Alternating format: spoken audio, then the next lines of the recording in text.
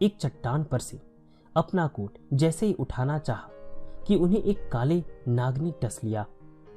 युधिष्ठिर चिल्लाते हुए मंदिर की तरफ भागे कि सांप ने काट लिया, पर आधे मार्ग में ही अचेत होकर गिर पड़े। कुछ ही देर में उनका सारा शरीर विष के प्रभाव से काला पड़ गया और उन्हें अन्य लोग मंदिर के पास ले आए। वे सब प्रकार से मृत हो चुके थे। उधर बाबा जी चिल्लाते रहे कि युधिष्ठिर मर गया है, इसके बाप को खबर भेज दो।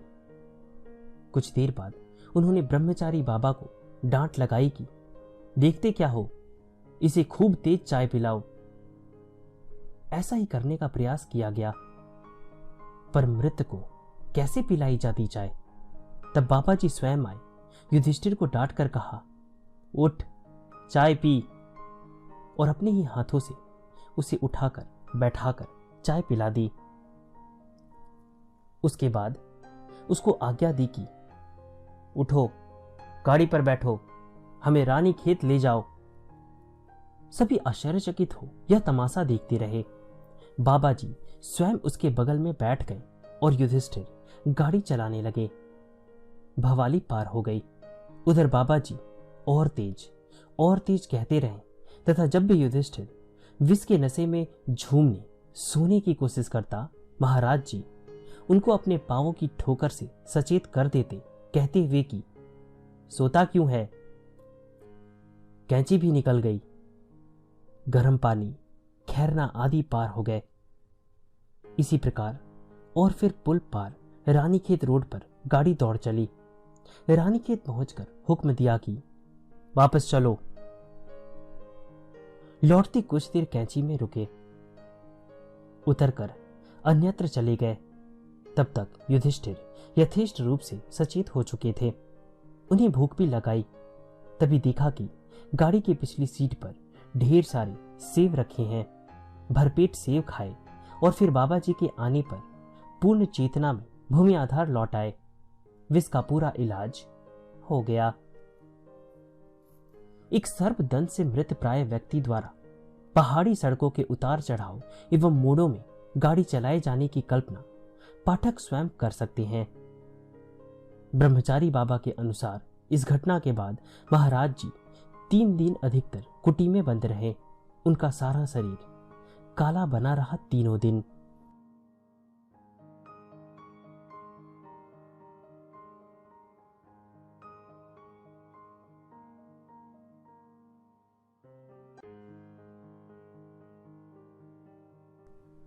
श्री जीवनचंद्र गुरु रानी वृंदावन आश्रम के प्रांगण में बाबा जी के समक्ष बैठे आंसू बहा रहे थे। घटना फरवरी 1973 की है। उनकी विदाई थी आश्रम से उस रोज। उन्हें तत्काल हल्द्वानी वापस जाने का आदेश हो चुका था। सुबह का समय था। तभी बाबा जी ने उनकी तरफ एक फूल फेंक दिया जो उनकी गोद में गिर गया।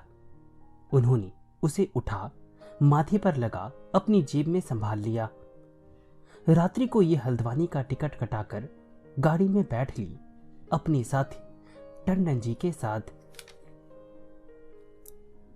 परंतु बरेली पहुंचकर वे वहीं उतर गए और सीधे अपने बहनोई डॉक्टर भंडारी के घर जा पहुंचे। वहां पहुंचने पर इन्हें पता चला कि श्री सर्वदमन सिंह रघुवंशी जी की माता जी अत्यंत उग्र रक्तचाप के कारण असाधारण रूप से अस्वस्थ हुई अस्पताल में पड़ी है। ये उन्हें देखने तत्काल अस्पताल पहुंच गए। भक्त माता महाराज जी की ही याद में डूबी अपना कष्ट सह रही थी।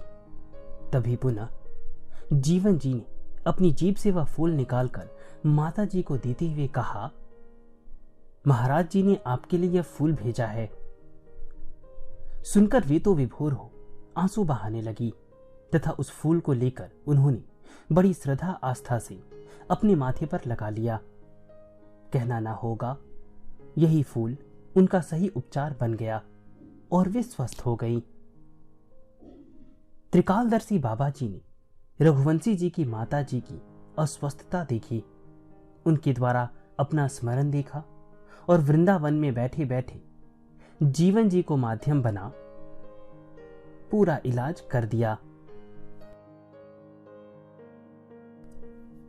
वर्ष 1972 की बात है। अलीगढ़ में विशंभर जी मरणांतक रूप से बीमार हो गए। जीवन की आशा छूट चुकी थी। डॉक्टर जवाब दे चुके थे। तभी अत्यंत हताशावस्था में उनके पिताजी ने अपने पोते मुन्ना को एक पपीता देकर कहा, बेटा, अब एक ही आस रह गई है। तुम पपीता लेकर वृंदावन जाओ और बाबा से कह देना सब कुछ। उनकी जो मर्जी होगी वही होगा। रोता हुआ मुन्ना वृंदावन आश्रम पहुंचा तो वहां महाराज जी नहीं थे। वह बहुत दुखी हो गया इसे भावी समझ। पर तभी बाबा जी आ गए जीप में। आते ही मुन्ना से बोले, अब क्यों रोता है, जा, बच गया तेरा बाप। केवल पिता की आर्त पुकार यानी परम विश्वास के साथ ही गजेंद्र की पुकार बन गई विश्वंभर जी को जीवन दान देने के लिए।